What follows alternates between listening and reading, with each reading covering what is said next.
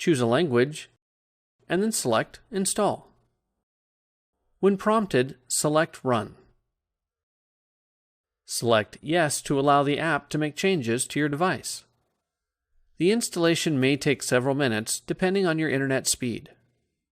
Once installation is complete, you'll see a quick tour of how to open your apps. Close the tour as well as the installation dialog. You're now ready to start using Office on your computer.